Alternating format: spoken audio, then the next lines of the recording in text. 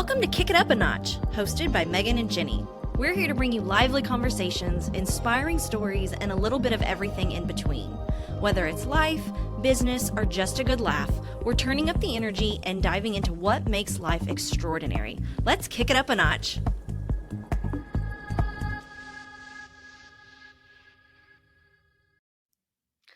Welcome to another episode of Kick It Up a Notch. I'm Megan Thomas, and I'm here with my amazing co-host, Jenny McBride. We are the best realtors here in Evansville, also entrepreneurs and all-around pretty fun gals. We're so glad to have you back for another episode. Make sure you check out our past episodes, and please listen, follow, and subscribe wherever you get your podcasts. We thought this week, since we are realtors, we would include some real estate into the podcast. So the second Monday of the month, that episode, we are actually going to review some real estate stats with you. So what we're going to do is we're going to start out with some national statistics and then go into what real estate looks like, and also maybe talk about how the economy and things that are going on affects real estate numbers as well. So let's get into real estate. Last year, 2024, we had the fewest number of homes sell nationally since 1995. Ooh, doggy. Yeah. So it was one. So if you got into real estate during the COVID years, like you thought the bottom was really dropping, because we haven't seen this low of home sales since 1995. That was the year after I graduated high school, Megan. Aw. Aw. I was 4 or 5. Yeah. I was 4. So anyway, why do you think that was?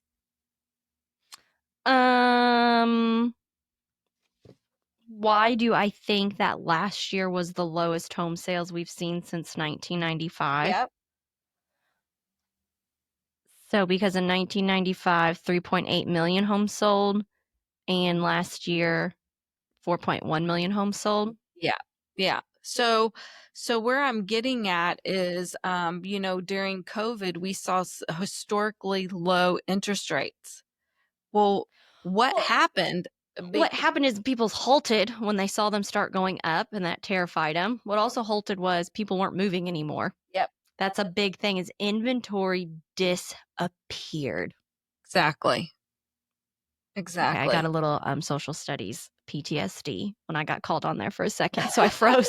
I forgot we were talking about history was not my class, so I got a little school PTSD there. I'm back. I know what we're talking about again. Yeah. So nobody wanted to sell their home. So there was even the people that, were okay with a little bit high, or were with higher interest rates, nobody was going to trade their 3% rate unless they had to. Yeah. For a 7% rate.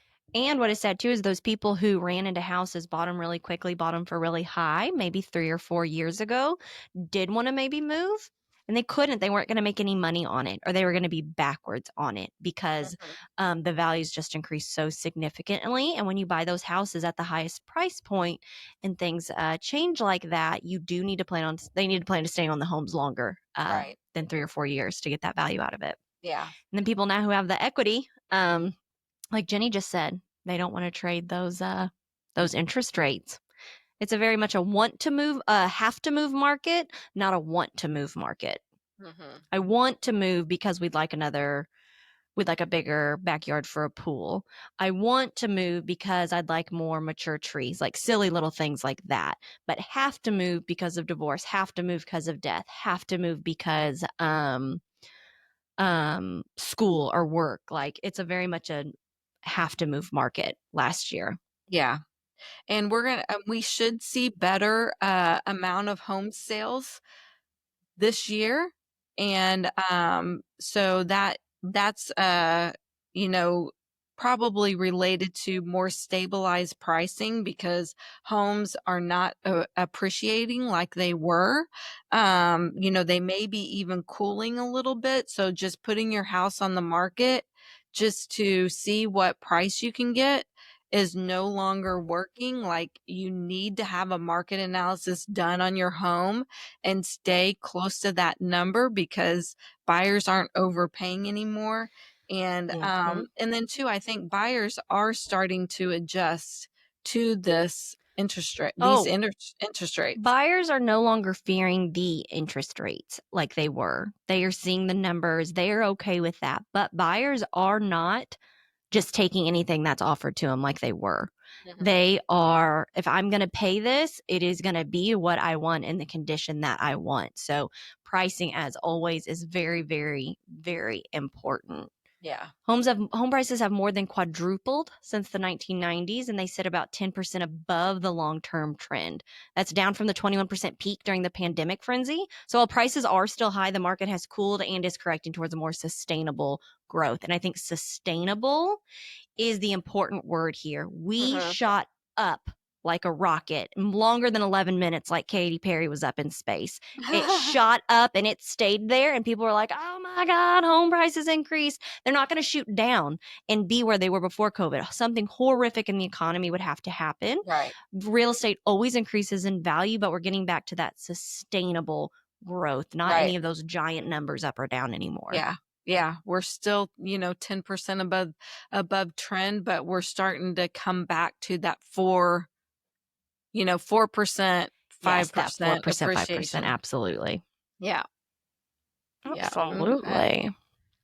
All right. So, And not to get political, y'all don't want my opinion, but Katy Perry and those ladies are not astronauts. The two astronauts that were just stuck in space for like 9 months, those are astronauts. those So are real those are real astronauts. astronauts. You went on an awesome space journey. Good for you. You're not an astronaut. I'll get off my soapbox. Thank you for that advertisement break. Back to your regularly scheduled programming. Yeah, so we did mention 4.5% appreciation is where it's good. That's a good healthy amount of appreciation. So, talking about that appreciation line, in 2006, we were 21% above the trend line. And as of last year, we're 9.9% above the trend line. Hmm. And we all know after '06, that '08 market, we really took a dip underneath it. Things weren't um, increasing in value. Yeah, well, I mean, to put that in perspective, during COVID 2020 to 2022, we had an average of 12.5% appreciation.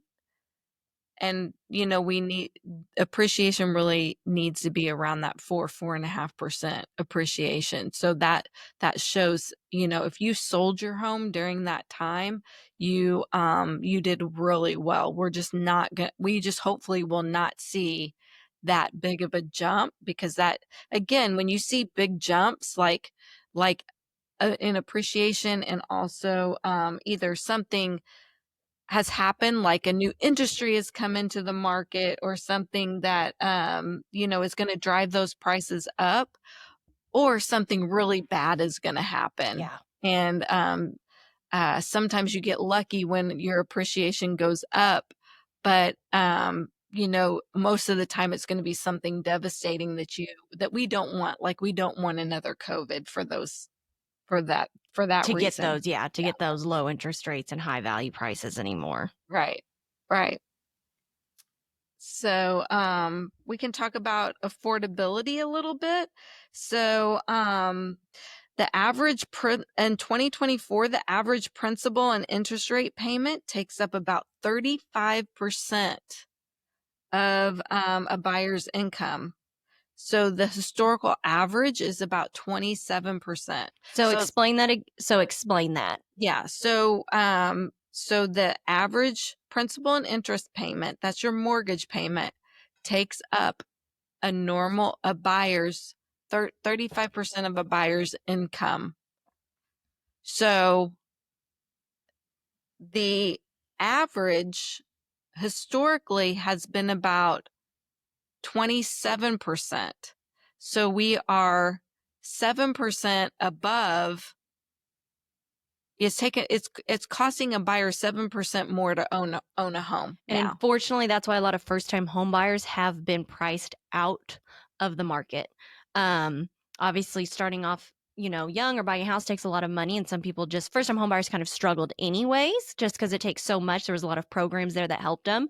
When prices skyrocketed, what we were looking at for a first time home buyer was, the 85 to 125 price range. Well, those homes are now costing 150 to 185, Yeah. unfortunately. So we have seen a huge decrease in first time home buyers, unfortunately. Yeah, and that takes a whole I mean, we've laughed about that before here recently because, it's that it sometimes it amazes us to see some of these homes sell for what they are Oh, yeah, because, because Jenny and Chris, you guys probably sold them the first time when they were that 85, 110 price range. And then me and Carol on our team working with the buyers turn around and say, this house on this street, we just got it under contract for 165. Jenny and Chris turn around and go, what? yeah. That house there? We're like, yeah, that's prime first time home buyer now. So that's the whole theory behind don't wait to buy real estate and wait. Mm-hmm. Because it's like if I could have only bought all of these homes for $80,000, and held on to them, what We'd be doing this podcast from a beach because yeah, that's where we'd live. yeah, we wouldn't be even doing this podcast. Oh, rude. Yeah, Rude. yeah. No, we'd have to have something to do. I'm a woman of the people. I'd still be doing it. I would just be doing it from my beach mansion, Jenny. That is Okay. so funny. Yeah. Well, we've talked about inventory as well a little bit, the low inventory. So we have nationally right now, or in 2024, there was about 4 months of supply of inventory nationally. A balanced market is 6 months. And Um, what that means with Yep. when we say month supply of inventory, so 4 month supply of inventory is that if nothing else came up on the market, everything would be sold and be gone in 4 months. Right. Again, to compare it back, I hate to, but to tell you the drasticness of it, I remember sitting in our meetings during COVID years, 2020, 21, 22, and it was like point 4 weeks of inventory Right. because things were coming on the market but going away so quickly. Right. And nationally, we say it was 4%, but in our location in Southern Indiana, it was it was maybe 1.5%. Yeah. So that's why your local market is what you really need to pay attention to for the most part, because locally we didn't have, I mean, there was not near enough homes. I mean, we were nowhere close to that 6%. We still are nowhere close to that 6% of a balanced Mm-mm. market. So when it's below that 6 month supply of inventory, you're in a seller's market, and it is so extremely still, in a seller's market, although we are seeing a little bit of a rise in that. Yeah. And definitely make sure you're following us on Facebook and social media because we will be posting charts. We will calculate because I guarantee now our area is not at 4 months inventory. I can't imagine us being quite that high with it. We are seeing more, but I can't imagine us being close. And we are going to definitely go over into more locally numbers here at the end. Yeah. So days on the market. Um, Last year, we ended up at like 35 days on the market, super low. I can remember when I first started telling a seller, it could take up to 90 days to sell their home 22 years ago. So things are still moving fairly quickly. We were down to in June of last year nationally 22 days on the market. Locally, it was a lot less than that. Yeah, So, I giggled because I have buyers now say, "Well, what's wrong with this house that's been on the market so long?" And I'll look and it's like 7 or 8 days. And I'm like, "Well, average days on market is like, 21 to 35, so we are only a week in. We are just Mhm. used to seeing, it's less than 24 hours and it's gone." So it's really re-educating everyone that you don't have time to sit on it, but you do have time to maybe think and make a thought out decision. Yeah. Well, I mean, and I think it's good for people that have their house on the market right now. If your house is on the market for longer than I mean, nationally anywhere, like 35 days or longer or whatever that days on the market is in your local market, you have your house priced too high. So, you need to do a price reduction on your home. Because in any market, I don't care 2020, 22, I don't care 2008, 2009, any market, right price, right condition, everything's selling.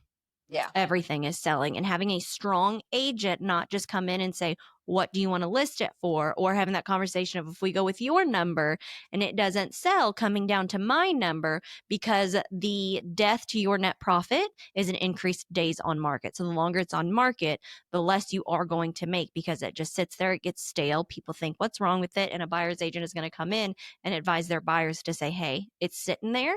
We're going to come in and we're going to try to go for a less value. So Yeah. any market, good price, good condition, it's selling no matter what. Mhm.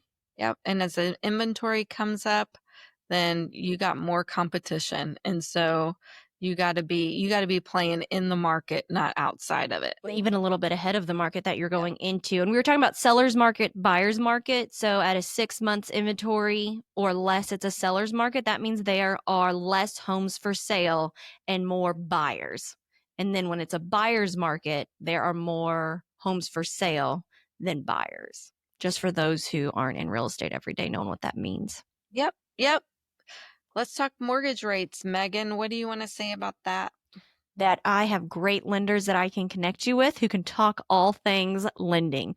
But we did just get an updated list of mortgage rates.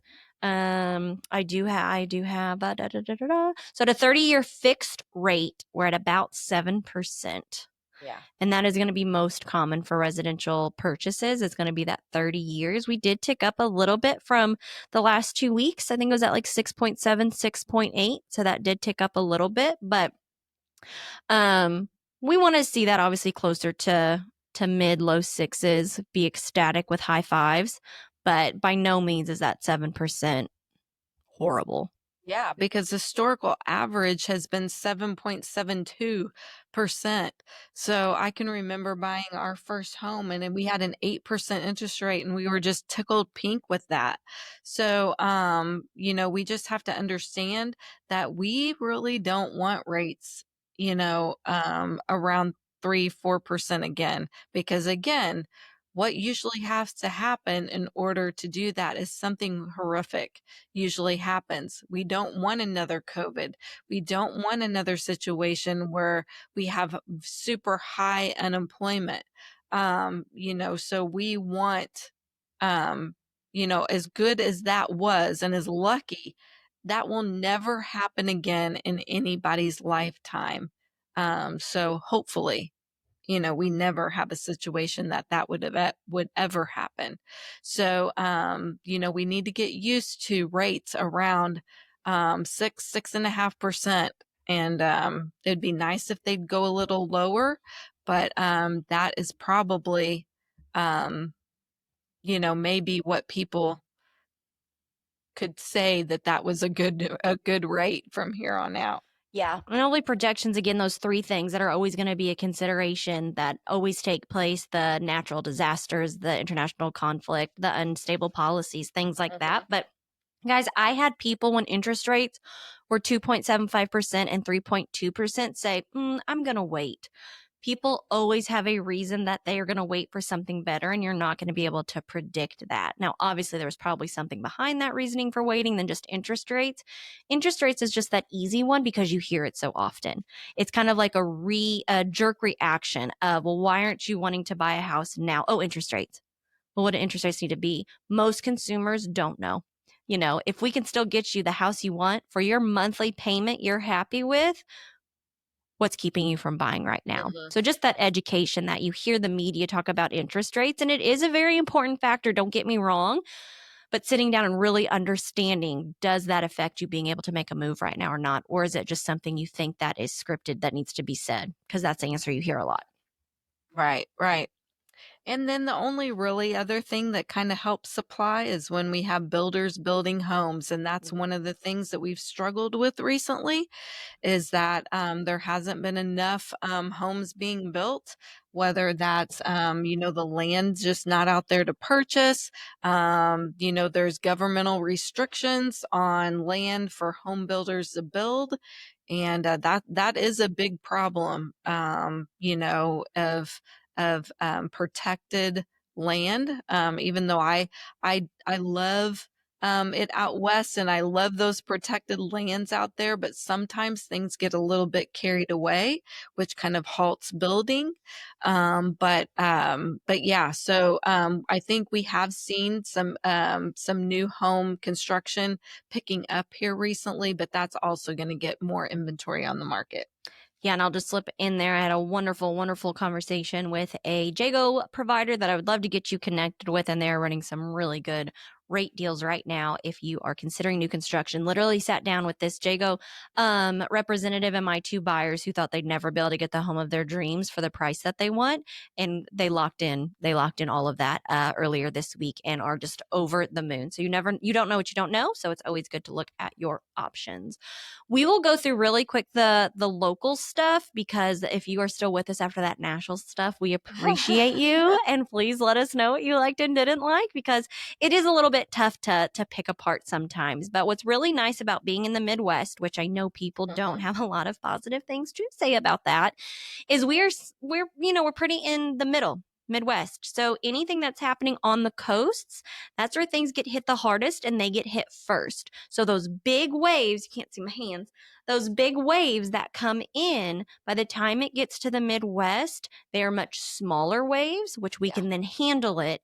And we've seen the problem on the coast. And by the time it gets to us, the coasts and everywhere else has come up with a solution.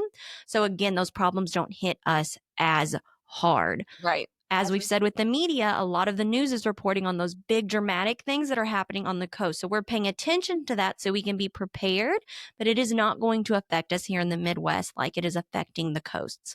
When they were saying home prices are dropping, the economy is changing, we saw it going from home selling at 112% of asking price to 101% of asking price. So you're darn right. Yeah. Home value prices did drop.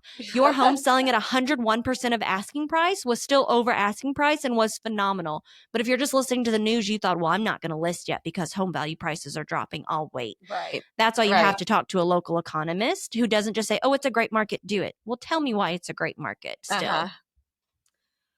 I've got some quick stats. I thought you were going to say something there, Jenny. You're good. So I send out a biweekly newsletter trying to break down numbers of home prices. So if you ever want to be on that newsletter, just let me know. And then you also want to be on the McBride team's newsletter, because we not only talk about real estate, we talk about the community.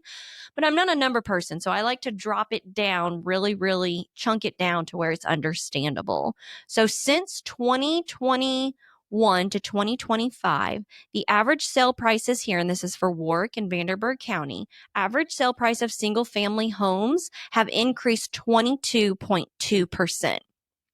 As of the fourth quarter of 2024, approximately 47.7% of U.S. homeowners with mortgages were considered equity rich, meaning they had at least 50% of equity in their homes. These are the people that are in a really, really good situation to list their homes right now and go buy. Yeah. Um, Yeah. Most people that bought their home pre-COVID, mhm. pre-COVID, you should have plenty of equity in your home. Yeah. So that's one of the things that, if anyone wants to know, that to have an equity analysis done, or want to know what their home could be worth in our market today, you actually might be surprised at what we could get for your home. Now, if you bought your home during COVID, for one of those people that bought it 120% of list price, you may not have that.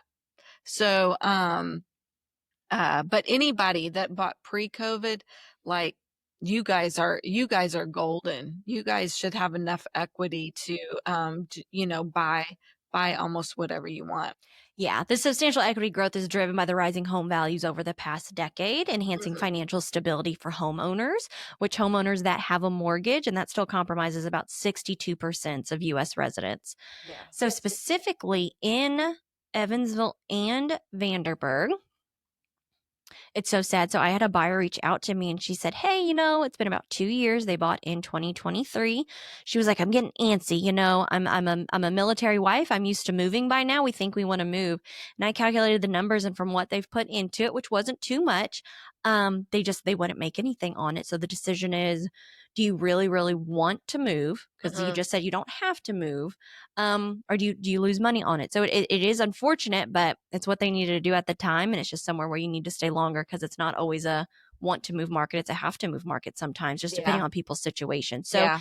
in Vanderburgh for April, there were 291 new listings. That was up from March. 234 went up in March. Average sales price was 231,318, and homes are selling at 98.6% of asking price. 192 properties sold, up from 178 the month before.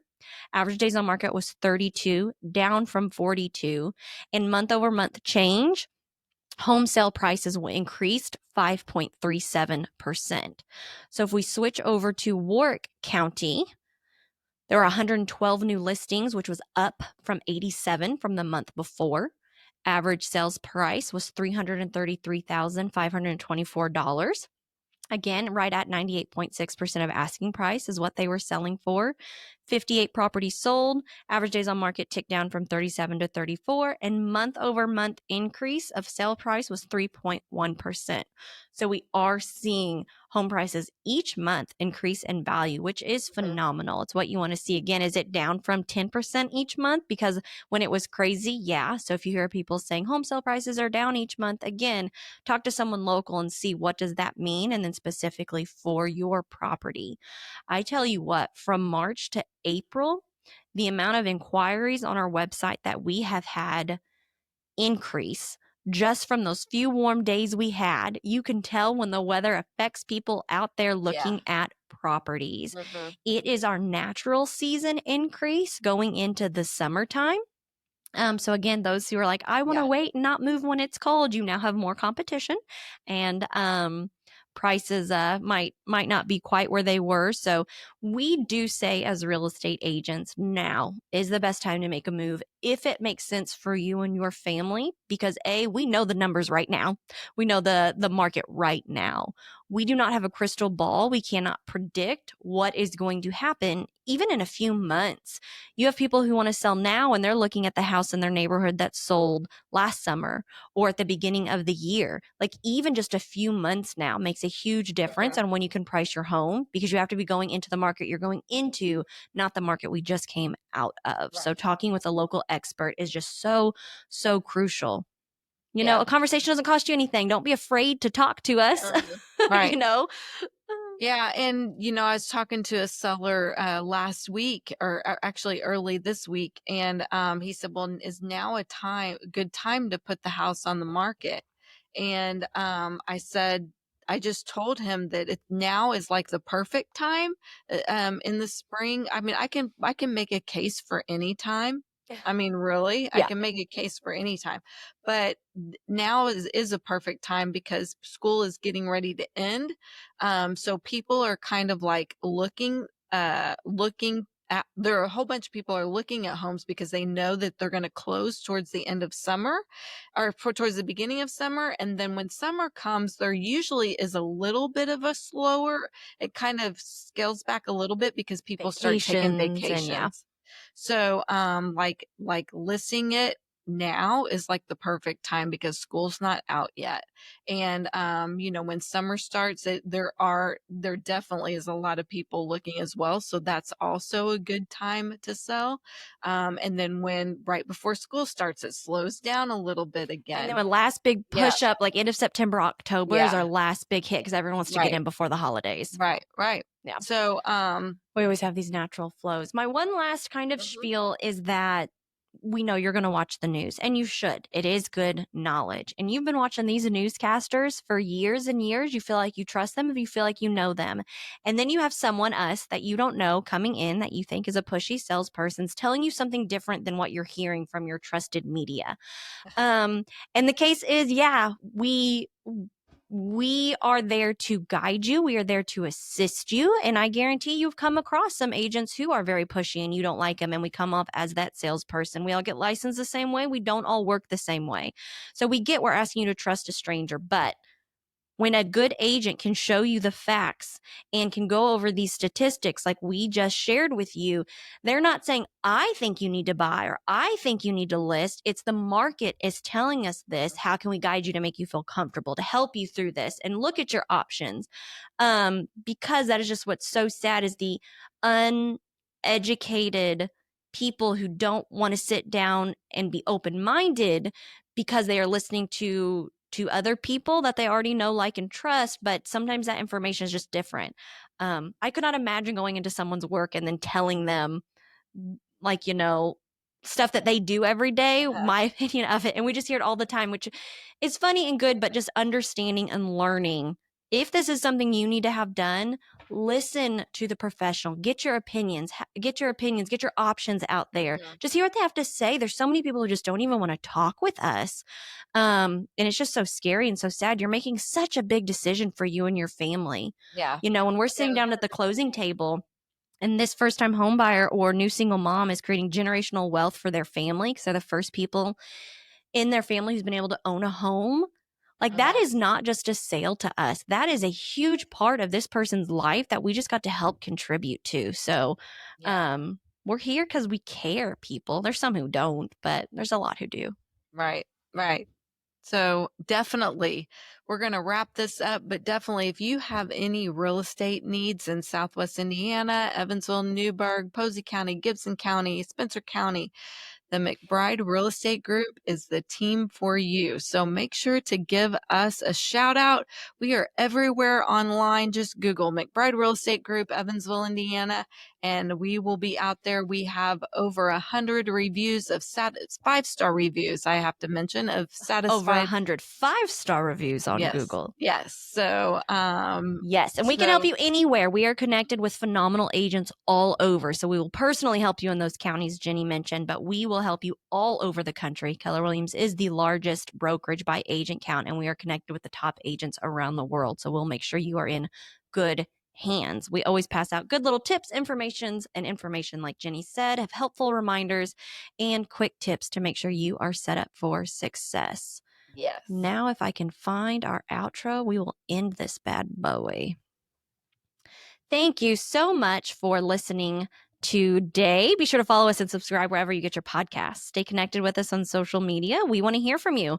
Let us know what you learned from today's episode. Use hashtag #KickItUpANotchPodcast. And until next time, let's all keep working together to kick it up a notch in everything that we do. Thank you. Bye-bye.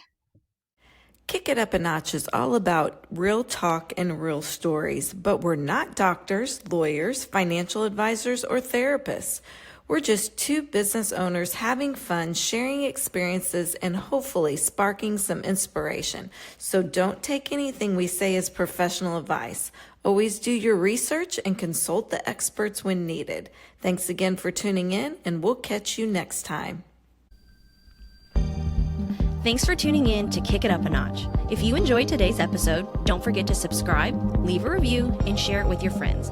Until next time, keep reaching higher and kicking it up a notch.